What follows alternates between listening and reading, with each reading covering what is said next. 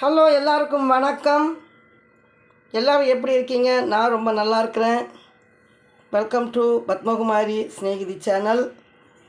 இன்றைக்கி நாம் பார்க்க போகிறது என்ன அப்படின்னு பார்த்தீங்கன்னா, இன்றைக்கி நம்ம ஒரு பஜ்ஜி தான் பண்ண போகிறோம். இந்த பஜ்ஜிக்கு தேவையானது என்ன அப்படின்னு பார்த்துருவோம். நம்ம பாருங்கள், நம்ம ஃப்ரெஞ்சு ஃப்ரை எப்படி பண்ணுறோமோ அதே மெத்தடில் தான் நான் இந்த உருளைக்கிழங்கை கட் பண்ணி எடுத்து வச்சுருக்கேன். நம்ம இதை இப்படி தான் பண்ண போகிறோம். இப்போ அதுக்கு தேவையான பொருள் என்ன அப்படின்னு பார்த்தீங்கன்னா, இந்த பஜ்ஜி மாவு, இதெல்லாம் ஆச்சி பஜ்ஜி போண்டா மாவு தான் நான் இதுக்கு யூஸ் பண்ணுறேன். பாருங்கள், தேவையான அளவுக்கு மாவை எடுத்துக்கலாம்.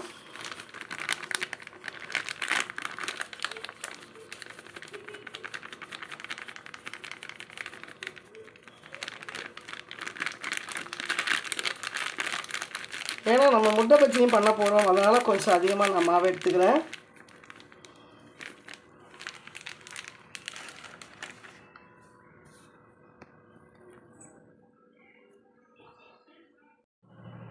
இப்போ நாம் அதுக்கு தேவையான அளவு தண்ணி ஊற்றி மாவை நல்லா கரைச்சிக்க போகிறோம்.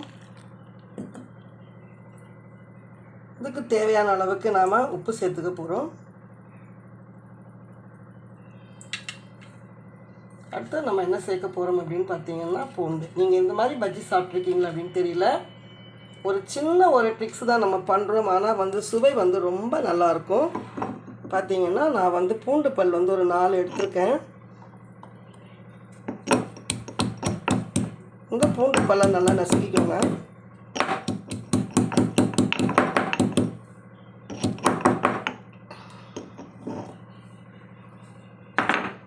நல்லா நசுக்கிட்டு, பஜ்ஜி மாவில் எப்பவும் பார்த்தீங்கன்னா பெருங்காயம் தூளெல்லாம் சேர்த்துருப்பாங்க. ஆனால் பூண்டு கண்டிப்பாக சேர்த்துருக்க மாட்டாங்க. நான் நசுக்கி தான் போடுறேன் நான் இதை. ஏன்னா அப்போ தான் வாசனை ரொம்ப நல்லாயிருக்கும். அரைச்சி போட்டோன்னா அதனுடைய வாசனை வேறு மாதிரி இருக்கும். கொஞ்சம் சும்மா நசுக்கி தான் போடுறேன். பாருங்கள், நீங்கள் அதை மாதிரி போட்டு பார்த்து சாப்பிட்டு பார்த்துட்டு எனக்கு கமெண்ட் பண்ணுங்கள். சுவை ரொம்ப அதிகமாக நல்லாயிருக்கும். இப்போ நாம் இதை நல்லா மிக்ஸ் பண்ணிப்போம்.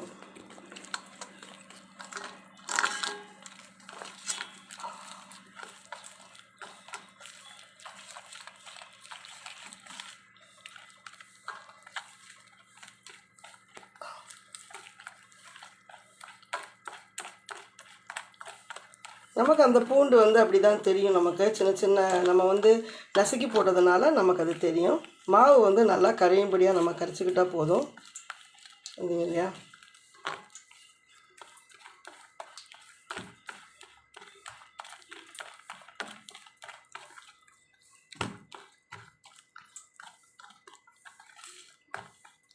இப்போ நம்ம நல்லா கரைக்கும் போது அந்த பூண்டினுடைய அந்த வாசனை இந்த பஜ்ஜி மாவில் ரொம்ப நல்லாயிருக்கும்.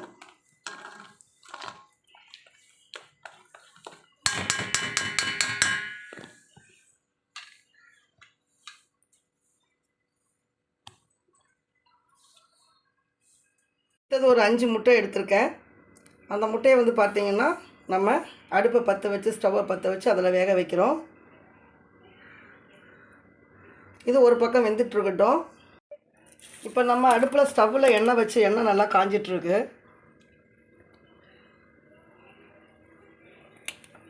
இப்போ நாம் என்ன பண்ணலாம் அப்படின்னு பார்த்தீங்கன்னா, நம்ம எடுத்து வச்சுருக்கிற இந்த பஜ்ஜி மாவை ஒவ்வொன்றா இந்த உருளைக்கிழங்கை பஜ்ஜி மாவில் நம்ம இப்படி துவச்சி எடுத்துகிட்டு, இதை பாருங்கள், இப்படி எடுத்துகிட்டு என்ன செய்ய போகிறோம்னா, நம்ம பொரிச்சு எடுக்க போகிறோம். ஓகேங்களா? அந்த மாதிரி நம்ம போட்டு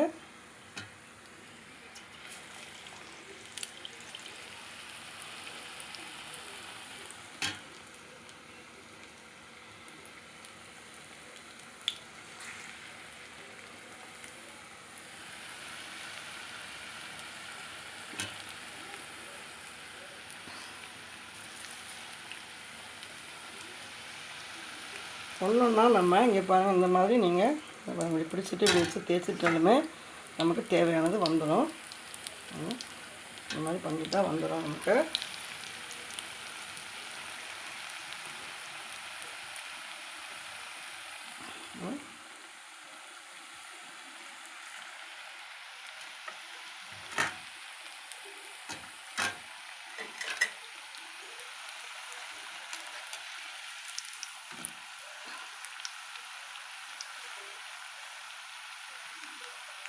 ஒரு 5 6 அந்த மாதிரி போட்டு பொரிச்சு எடுத்துக்கலாம். இல்லைன்னா சீக்கிரமாக நமக்கு ஃபஸ்ட்டு போடுறது பார்த்திங்கன்னா நமக்கு நல்லா வெந்துடும். அதுக்கப்புறம் போடுறது நமக்கு வேகாது. பார்த்திங்க இல்லையா, நல்லா வெந்துடுச்சு. இப்படி எடுத்து நாம் அதை போட்டுருவோம்.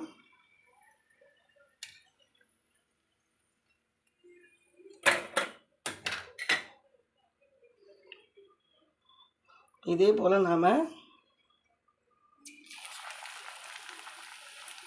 எல்லாத்தையும் போட்டு எடுத்துக்கலாம்.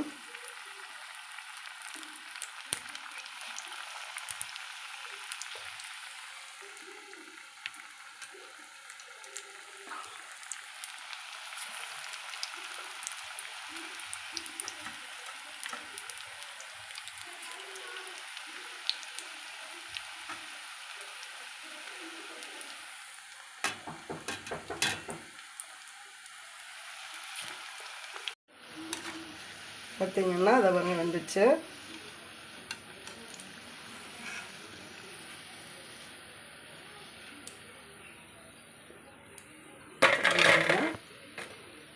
பொரித்து ஒவ்வொன்றா எடுத்துக்க வேண்டியது தான்.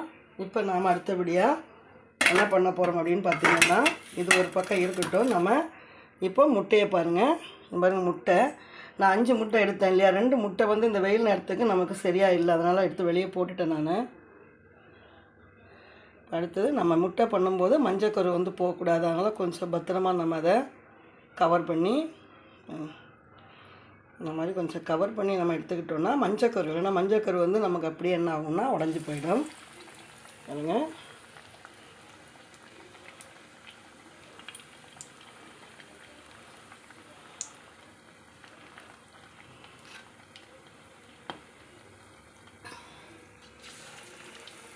சில நேரங்களில் முட்டை நமக்கு வெடிக்கும். அதனால் நான் முழுசாக போடுறத நம்ம பெரும்பாலும் அவாய்ட் பண்ணணும்.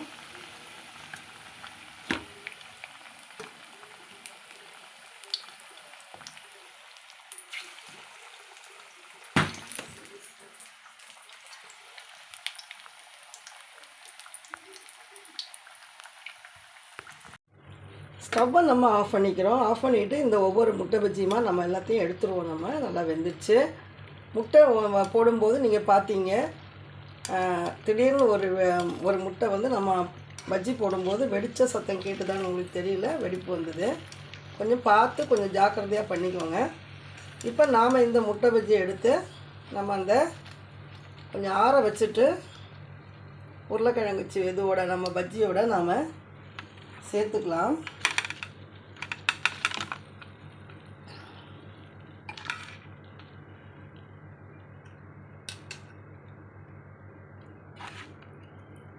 இப்போ ஸ்டவ்வை நம்ம இது போல் மீதி இருக்கிற முட்டையை நம்ம பஜ்ஜியை நம்ம எண்ணெயில் போட்டு பொரித்து எடுத்துக்கலாம். பார்த்திங்கன்னா நம்ம இந்த பஜ்ஜி சாப்பிட்றதுக்காக நாம் என்ன பண்ண போகிறோம் அப்படின்னா டொமேட்டோ சாஸ் பண்ண போகிறோம். நான் இந்த மெத்தடில் தான் டொமேட்டோ சாஸ் பண்ணுவேன். நீங்கள் எப்படி பண்ணுவீங்கன்னு எனக்கு தெரியல. இப்போ பார்த்திங்கன்னா ஒரு 5 தக்காளி நான் எடுத்துருக்கேன். இதுக்கு 5 தக்காளி நல்லா வாஷ் பண்ணிவிட்டு நம்ம என்ன பண்ண போகிறோம் அப்படின்னு பார்த்திங்கன்னா, நேராக ஸ்டவ் பற்ற வச்சு இதை வேக வைக்க போகிறோம்.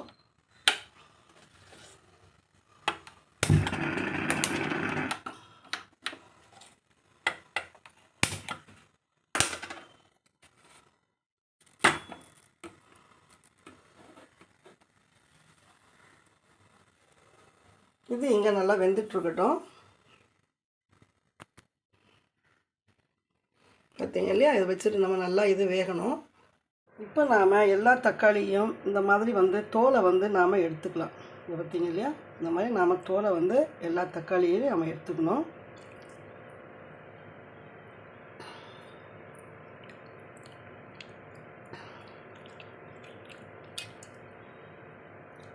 இது எடுத்துட்டா நமக்கு எல்லா தோலுமே வந்துடும். வேக வச்ச தக்காளியை நாம் இந்த மாதிரி எடுத்துக்கணும்.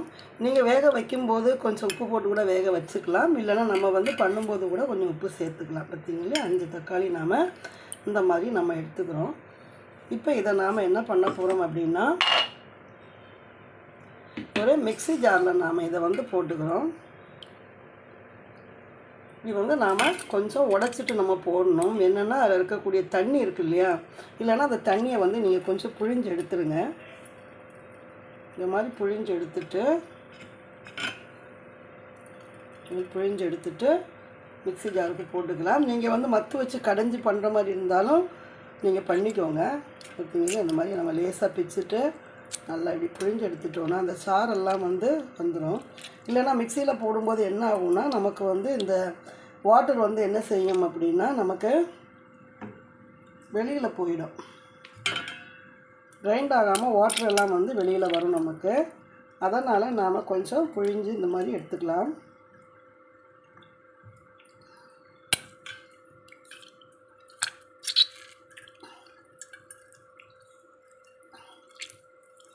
நல்லா வேக வச்சதை தான் நாம் எடுத்துருக்கோம். நம்ம வாட்டர் நம்ம அதில் சேர்க்கலை. இது வந்து தக்காளியில் இருக்கக்கூடிய வாட்டர் தான். இந்த வாட்டரை வந்து நம்ம ஒரு கிண்ணத்தில் மாற்றிட்டு ஊற்றிங்க எல்லாம் மிக்சியில் வந்து நாம் போட்டுக்கிறோம். இப்போ பார்த்திங்கன்னா நம்ம வந்து இந்த இடத்த வந்து பிச்சு எடுத்துடணும். நம்ம வந்து பச்சையாக இருக்கும்போது இப்படி கட் பண்ணோம்னா நமக்கு வந்து அதில் இருக்கக்கூடிய சத்து எல்லாமே வாட்டரில் கலந்துடும். அப்படின்றதுனால தான் நாம் அந்த மாதிரி பண்ணலை. இந்த இடத்த வந்து நீங்கள் எடுத்துட்டிங்கன்னா சாஸ் பண்ணும்போது நமக்கு கொஞ்சம் சுலபமாக இருக்கும். இல்லை நம்ம அரைச்சதுக்கப்புறமா நம்ம வந்து எடுத்தாலும் சரி, எப்படி வேணாலும் பண்ணிக்கலாம்.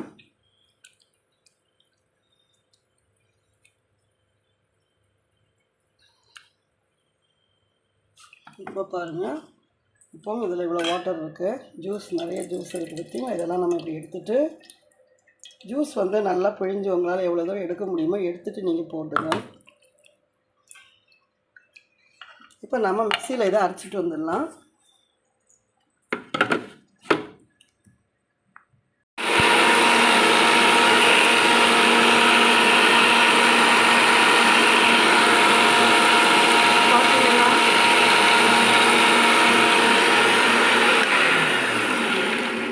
நல்லா அரைச்சி எடுத்துட்டோம் இதை.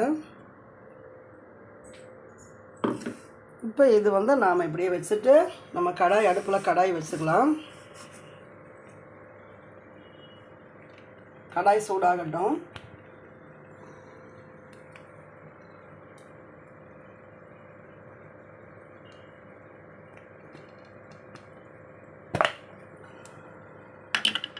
கடாய் நம்ம நல்லா பற்ற வச்சு தான் எடுத்துருக்கோம். இப்போ பார்த்திங்கன்னா இந்த மிக்சியில் இருக்கக்கூடிய இது நீங்கள் வந்து உங்களுக்கு நிறைய இந்த ஜூஸ் நிறைய வேண்டாம் அப்படின்னா நாம் இந்த மாதிரி போட்டுக்கலாம்.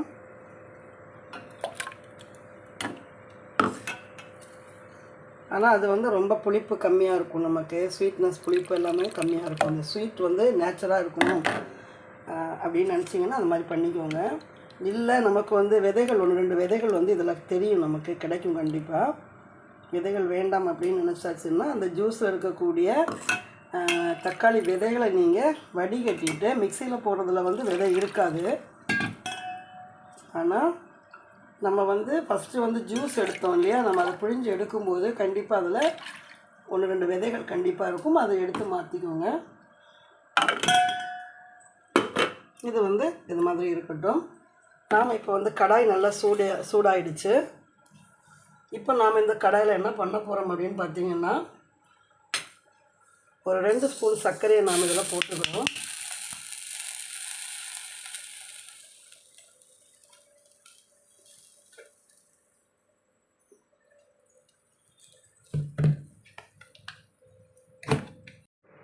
ரெண்டு ஸ்பூன் நம்ம சுகர் போடுகிறோம், சர்க்கரை போடுறோம். சர்க்கரைனா சுகர் போட்டுக்கிறோம். நம்ம இந்த சுகர் போட்டுட்டு நம்ம என்ன பண்ணோம் அப்படின்னா நல்லா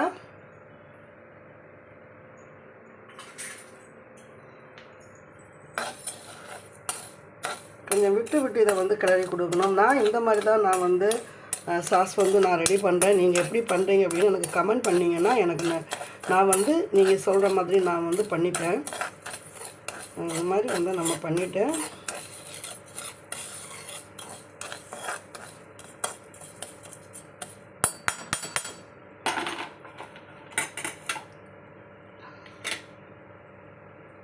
நெய் வந்து இவ்வளோ சேர்த்துக்கோங்க. இதில் ரொம்ப சுவையாக இருக்கும். கடையில் வாங்குறதுல வந்து பார்த்திங்கன்னா நமக்கு வினிகர் எல்லாம் போடுவாங்க. ஆனால் நாம் வந்து அதெல்லாம் சேர்க்கறது இல்லை. ஏன்னா கெட்டு போகாமல் இருக்கிறதுக்கு வினிகர் சேர்ப்பாங்க. நம்ம இது மாதிரி ரெடி பண்ணி வச்சுட்டாலும் நம்ம ஒரு கொஞ்ச நாள் வந்து அதை வந்து யூஸ் பண்ணலாம். சாஸை வந்து நாமளும் யூஸ் பண்ணலாம்.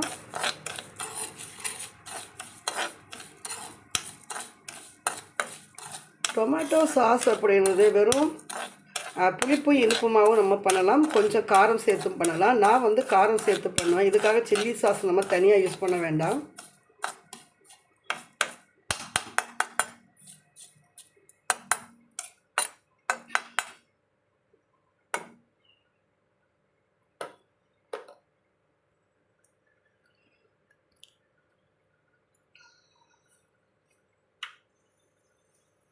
நம்ம ஸ்டவ்வை வந்து நம்ம ஹையாக வைக்காமல் லோவாக வச்சதுனால நமக்கு கொஞ்சம் அது லேட் ஆகிட்டுருக்கு.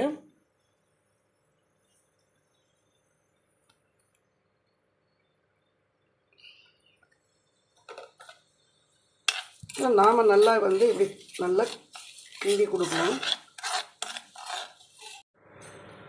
இப்போ நாம் இந்த மிளகாத்தூளை கொஞ்சம் ஆட் பண்ணிக்கலாம். அதுக்கப்புறம் பார்த்திங்கன்னா கொஞ்சம் உப்பு ஆட் பண்ணிக்கலாம். இது ரெண்டையும் ஆட் பண்ணிவிட்டு நம்ம நல்லா இந்த மாதிரி பண்ணிவிடுவோம். இந்த மாதிரி நல்லா கரைஞ்சி வச்சு இந்த மாதிரி பண்ணிவிட்டு நாம் இப்போ என்ன செய்யணும் அப்படின்னு பார்த்திங்கன்னா இதை எடுத்து ஊற்றிட வேண்டியதில்லை.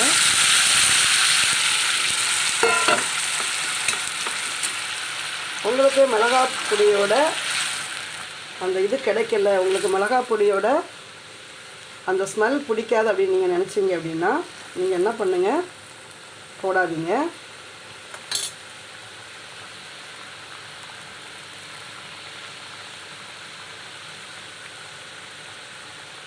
இவ்வளோதான், நம்மளுடைய தக்காளி சாஸ் வந்து நமக்கு ரெடி ஆகிடுச்சு.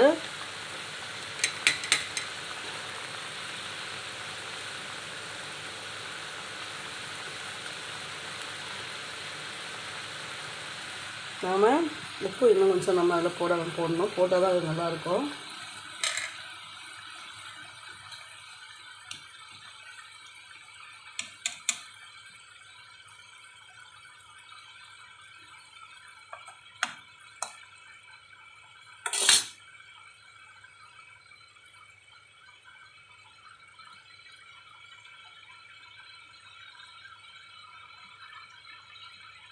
பாருங்கள், நல்லா கொதித்து நமக்கு நல்லா சுண்டி வருது.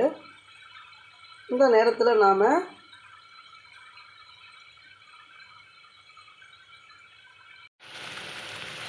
நமக்கு இந்த வந்து இதை பாருங்கள், இந்த மாதிரி சுண்டுற அளவுக்கு நம்ம பண்ணிட்டோம்னா நமக்கு போதுமானது. இதை பாருங்கள், இந்த மாதிரி பார்த்திங்கன்னா இது நல்லா சுண்டி நமக்கு கரெக்டான பக்குவமாக வந்துச்சு இருக்குங்களா.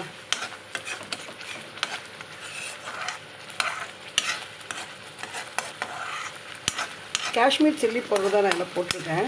ரொம்ப டேஸ்ட்டாகவும் நல்லா வந்து ஒரு நமக்கு சரியான ஒரு சுவையை கொடுக்கும். நல்ல ஒரு தித்திப்பு, ஒரு உப்பு, லைட்டான உப்பு, அப்புறம் வந்து ஒரு காரம் எல்லாம் கலந்த ஒரு ஸ்வீட்டு, புளிப்பு எல்லாம் கலந்த ஒரு நல்ல சூப்பரான டொமேட்டோ சாஸ். இது மாதிரி நீங்கள் செஞ்சு வச்சுக்கிட்டீங்க அப்படின்னாலுமே நீங்கள் ரொம்ப நாள் வச்சுக்கலாம்.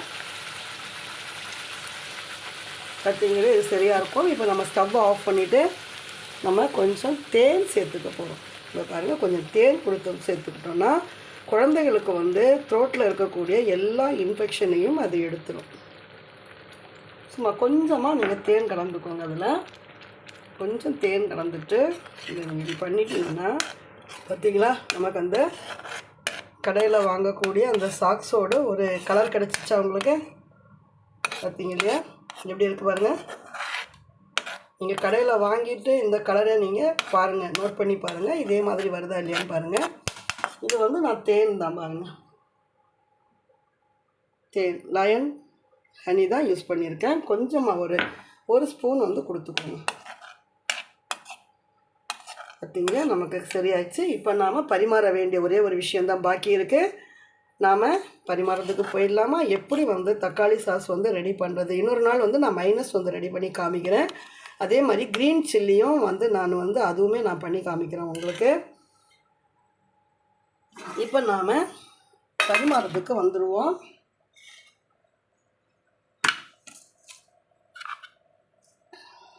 உருண்டை வச்சு எடுத்து வச்சுக்கலாம்.